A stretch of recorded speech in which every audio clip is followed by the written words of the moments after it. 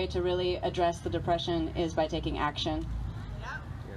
It's the only way to overcome it. And so I can say that I know it's scary. I really, really, really do. I know it's scary and it's huge and it's depressing. But we have to get past our depression to action. And I want all of the adults in this community supporting our young people like Orion and Dakota and Naya. I want all of our students to know that they're not stepping out and into dangerous territory, and they're going to be stranded out there with dealing alone with all of the hate that's going to be thrown at them for trying to change their world for the better. That we adults are going to stand up for them, and we're going to support them. I want all of the adults here to make that commitment inside, and I would love it if you would talk to the other adults in your life about really being there for our kids. Next time we rally, I think Kyle will be here like he wanted to be here before. And I would like to see some teachers here, and I would like to see some faith leaders here. Teachers, oh my gosh, I want to acknowledge the teachers here then, please. Can you raise your hand if you are teachers and you've shown up, please? 1, 2. Oh, thank you so much, teachers. That's probably how I should have started it out, huh? Faith leaders been here. Faith leaders, let's see our faith leaders. Thank you. So we're going to keep coming out in bigger and bigger droves to really show our children that we care about their future. We're not hiding from this problem anymore. We're taking responsibility for this problem. I would like to close with a song, and this is one of my songs. It's called Blood Will Boil, and it's actually pretty easy to sing along with if you kind of just tune into the lyrics if you can. Sorry, I don't have them printed.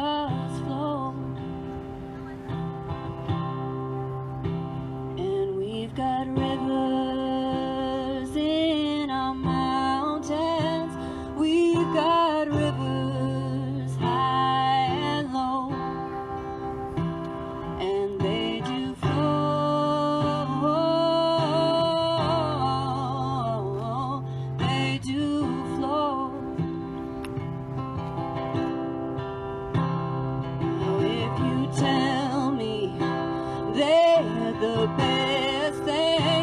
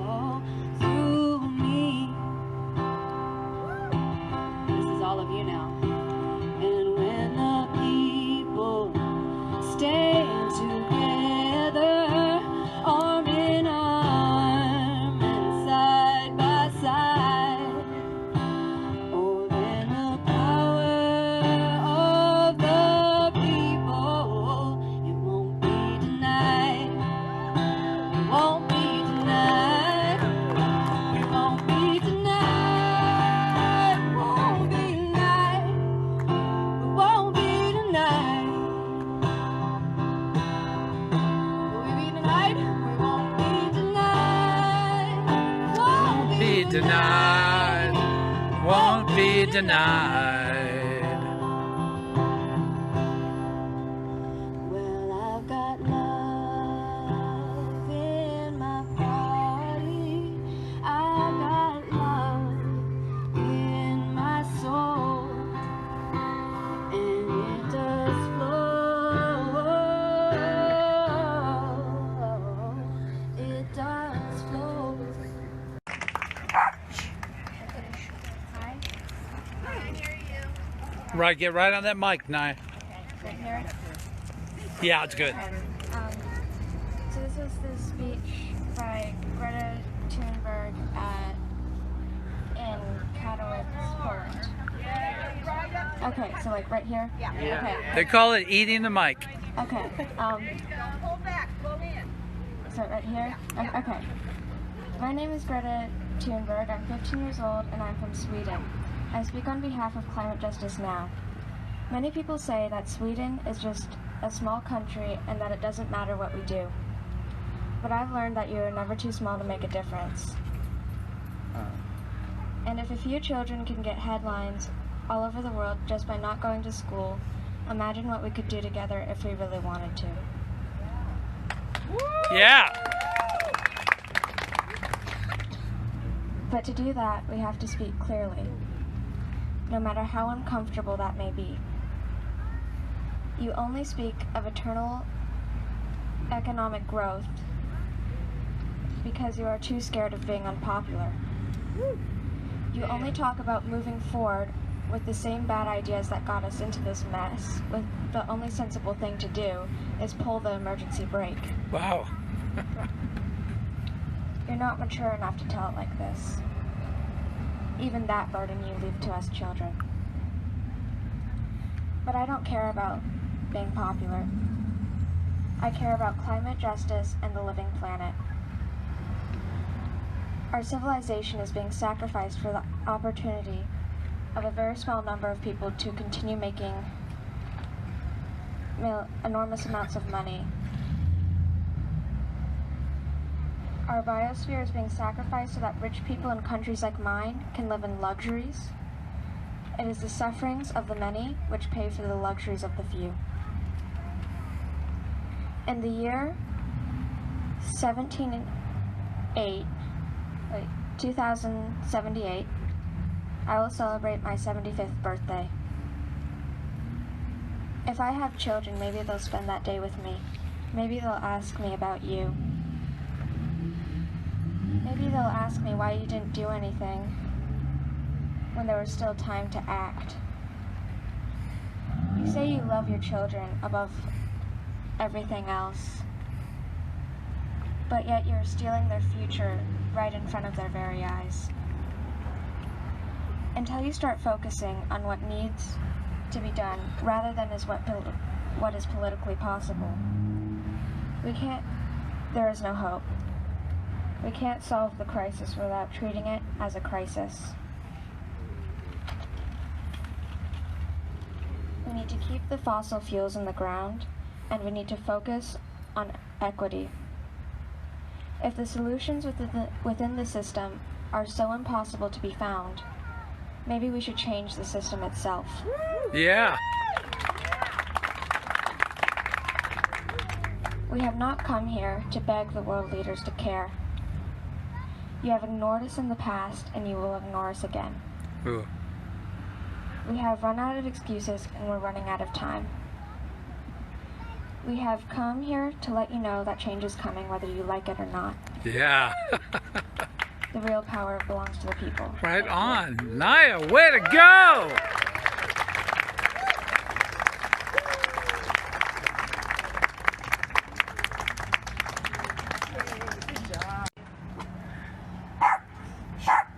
The one takeaway that the takeaway I took from running for office is there are two main issues that we're dealing with. One issue the politicians are dealing with is campaign finance. Campaign finance reform is the conduit that everything goes through. The issue that the world is dealing with is a climate crisis. And it is also a conduit that everything goes through. And it's also begun, perpetrated, and maintained through profit. And unless we change the way we look at things, depending on the forecast you read, we're either looking at 2030, 2035, 2050. But the people who have driven by us and given us the finger, and the people who insult us, and the people who laugh at climate change, including the person at 1600 Pennsylvania Avenue, most of them have children. And this thing is not happening overnight. This is not something that you shut off and on. This is not like the jokes about the wind that moron talks about. And I don't know how many of you people watch the news, how many of you have turned away, how many of you are disgusted by what's going on. We have a situation, and the young woman who just spoke, she is inheriting this planet, and she deserves nothing less than our concerted effort to make it right, hospitable, and a better place than we found it. Thank you.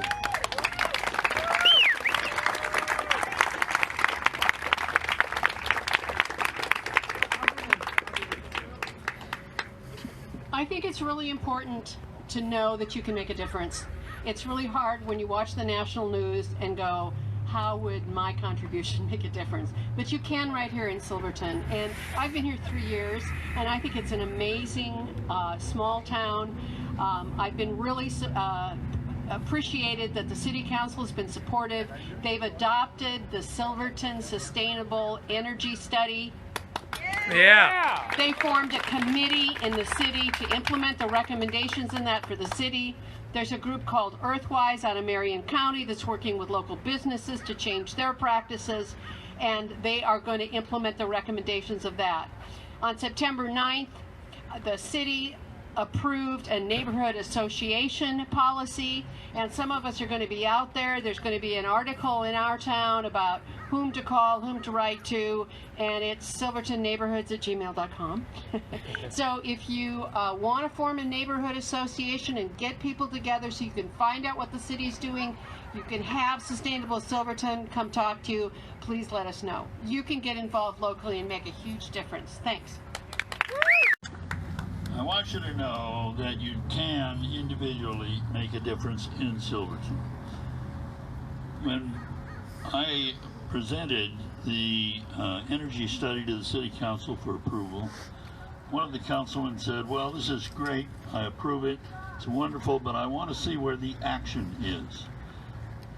What's actually going to take place? What can happen? And I had to tell him that it's already taken place. That the city, in fact, did start its committee and is already working on ways to conserve energy and to conserve other resources. But the heartening story is that before I presented this to the City Council, I had gone to the police chief and I had said, Jeff, I want to tell you that we expect you to purchase electric cars for your force.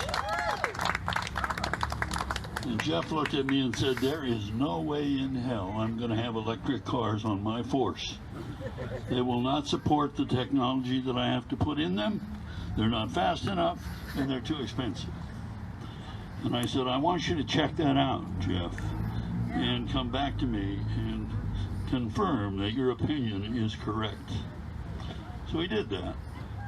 And just before the hearing, he came to me and said, I've just applied for a hybrid. So if you think you can't make a difference, have coffee with the police chief and find out. The county working with businesses in town to implement the recommendations that were made to businesses in town. And now it's up to you and I, citizens of Silverton, to implement that part of the study that will apply to homeowners and those of us who consume and contribute to climate change. So I'm hoping that all of you will join us in this effort. We have a committee working now, and I want to particularly acknowledge Karen Garst, who is a principal author of this. Karen, wave your hand.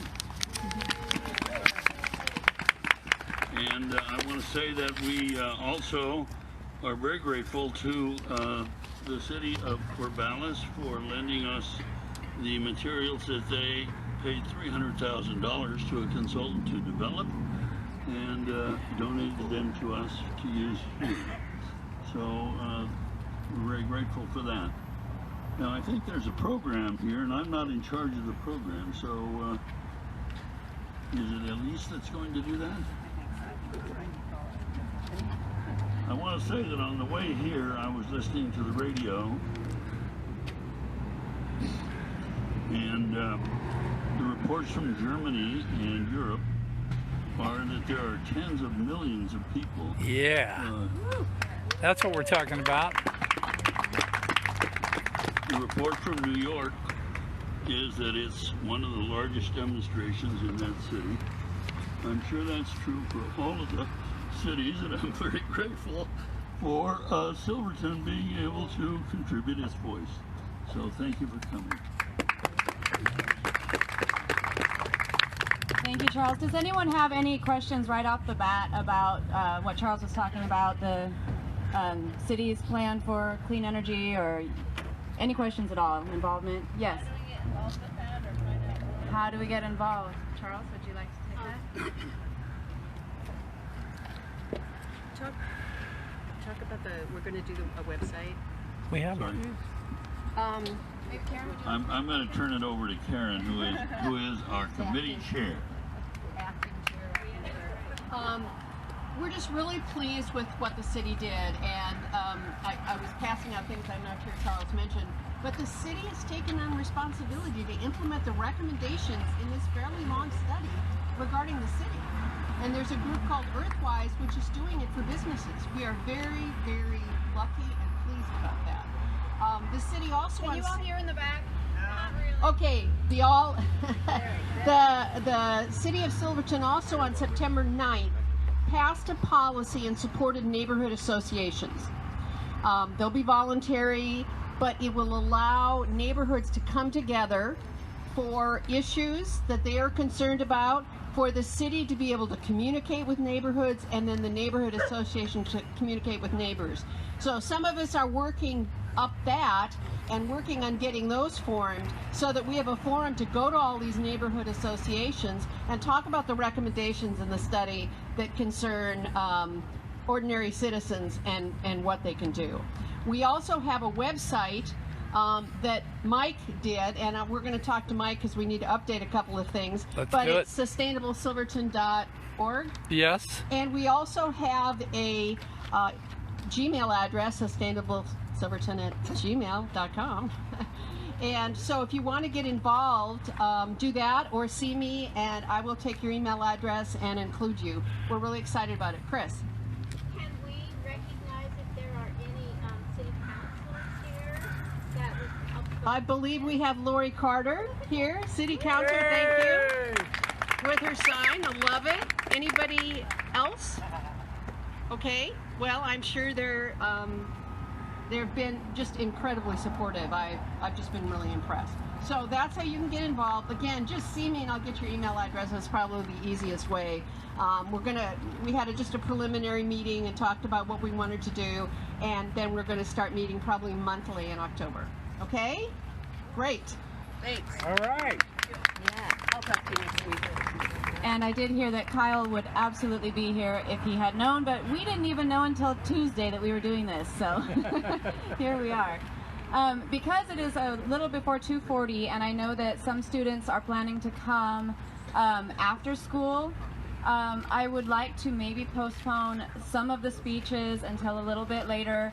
And right now, while we're gathered, I would like to acknowledge that I do see some students already with us, so thank you, students. Guys, I have words for you later from the heart, honestly. Right now, just thank you for being here. I am going to sing a song. It's a climate song that Chris introduced us to. It's a you guys will recognize the tune immediately. It's an old folk song tune. You may know it already. So hopefully you have your papers and we can learn the song together. I also just learned the song like an hour ago. So we will, we can learn that song, and then after we've learned it and sung it together a few times, then there's signs over here. We can take our signs and spread out along the street here to be visible to traffic that's going by, and then we'll reconvene after, maybe when it's a little closer to 3 o'clock. I would make one. Yes. Okay, we've got one announcement before that as well, so that'll come before the song. And another announcement that I want to make is, please, if you have your smartphones with you, take video, take photos, post it to your social media, because every single one of us, if we share this to our circles, that's how the word's going to spread. And so it really matters. We don't need one person doing the video. We need all of us spreading the word. So please do that as much as you feel able. All right, Lori, is it Mercy? Lori Chapman. Close. I just wanted to say, if anybody out there wants to get to know your neighbor and wants to knock on doors in your neighborhood to get people elected that believe there is a climate crisis, I have 3 clipboards sitting by the rock over here to sign up, and I will contact you and give you more information about it. But we need to get people elected in office who believe there is a problem. If you have questions, you can talk to me, or just sign up on one of the clipboards and I'll contact you. Yay! You guys all have your papers with you? Got it. We need to Wake up. We need to wise up. We need to open our eyes and do it now, now, now. We need to build a better future, and we need to start right now. On a planet that has a problem, we've got to solve it, evolve and do it now, now, now. Build a better future, and we need to start right now. What's the next words? What's the next verse? Point in waiting. No point in waiting. Hesitating. Must get Wise, and do it now, now, now. We need to build. I am going to reference my paper. Somebody shout it out. What's it say? Thank you. Oh, no point in waiting? Okay. No Point in waiting or hesitating. We must get wise, take no more lies, and do it now, now, now. To build a better future, and we need to start right now.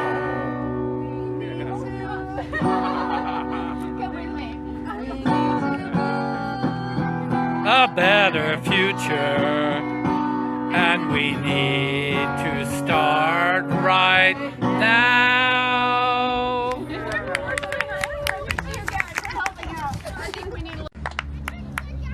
So my name is David Gortner. I've lived here in Silverton for how many years? 9.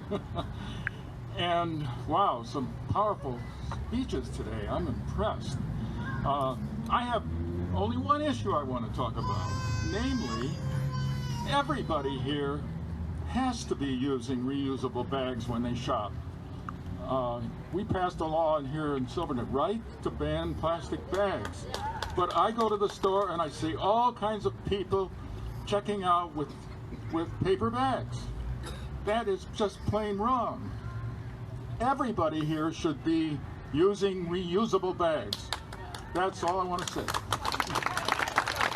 And I'm a former Silvertonian. In 1970, I was part of the first Earth Day. I was a young environmental activist back in the day. And today, watching you all come out, and especially watching on the media, watching children coming out. And the first Earth Day in 1970, teachers let their kids out of the classrooms.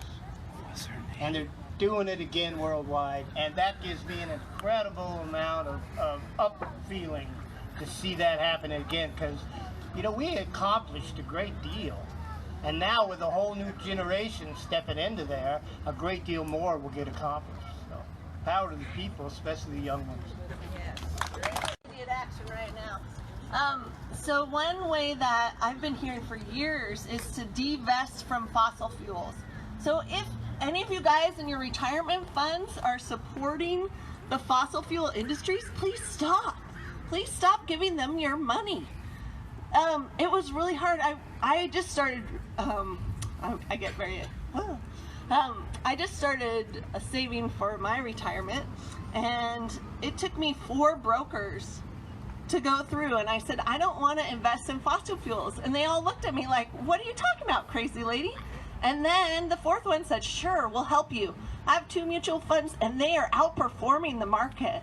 They're in green technology. All of them are fossil fuel free. So it's possible. Please think about doing that. Our money speaks. If you want to know where you can get information on that, please let me know. Just 4 years, but in regards to this climate change and all that, I think what I see that concerns me more than anything else is that 65 or 70% of us agree that we're concerned about global warming, but I'm wondering how many percentages of us actually have done anything to step forward and, you know, combat global warming. So what I'm saying is, without pointing the finger at anybody, myself included, is if you haven't done anything except be concerned, now would be the greatest time to do anything. And if you've already done something, now would be a wonderful time to do more. So I think we should all leave here and do either something or more to promote fighting global warming and climate change. Right on. Yeah. Barry mentioned campaign finance reform, and on 2020 I'm happy to say there will be something on the ballot. But now we need to get people to vote for it. So I still need people to knock on doors, talk to your neighbors. It's going to be really important to get that passed and to get good people elected. And one thing you can do is just eat less meat. An easy thing. So, see me, if you want to sign up and knock on doors, I have more room. Okay, we have another student speaker, and you guys, are you not as proud as I am of our student speakers? Yeah! So this next student, his name is Dakota, and I'm excited to hear what he has to tell us. Dakota! Yeah!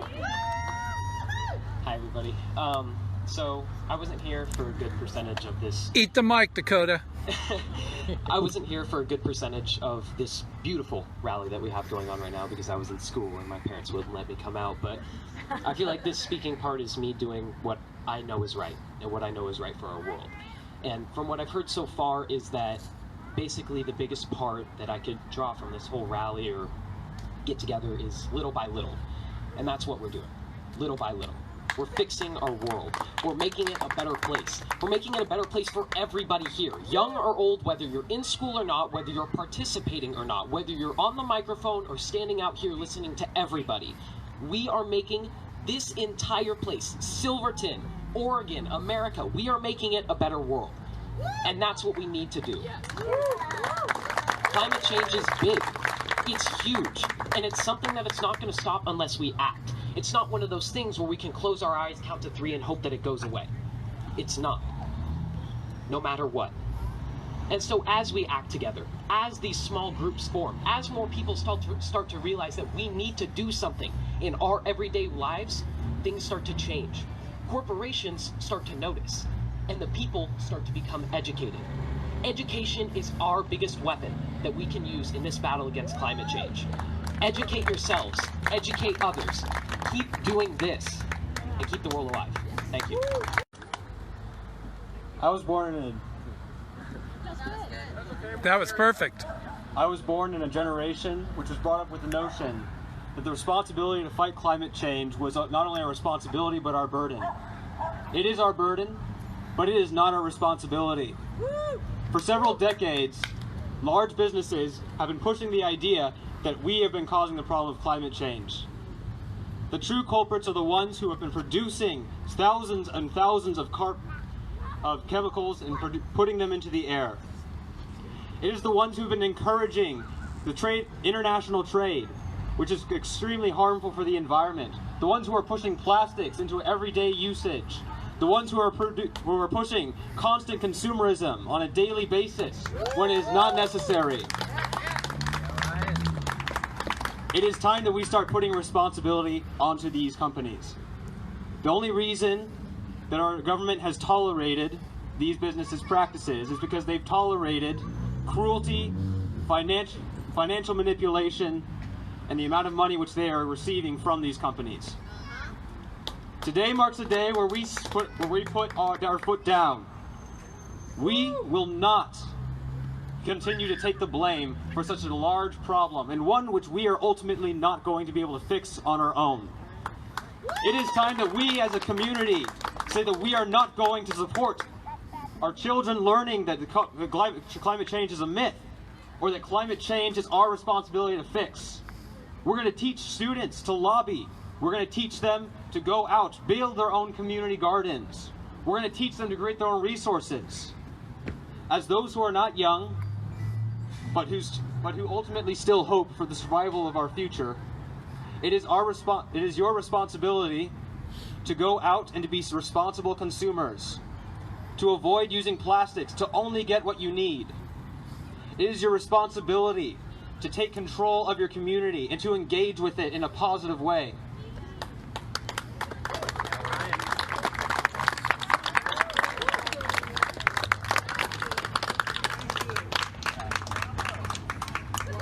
Car trip with my husband recently, coming up from California, heard this nice lady on the radio, Mary Reynolds. She's an Irish lady. She calls herself a reformed landscape gardener. And on the internet, she's got a website called We Are the Ark. I've been learning about rewilding, and I've always had a passion against leaf blowers. I don't know why we call them that, they're dust blowers. But I've been learning not to mow, and that you don't have to mow. And if you have any land that you're not using for your children, you're not using for your food, I urge you to check out learning about how we just let the earth heal itself.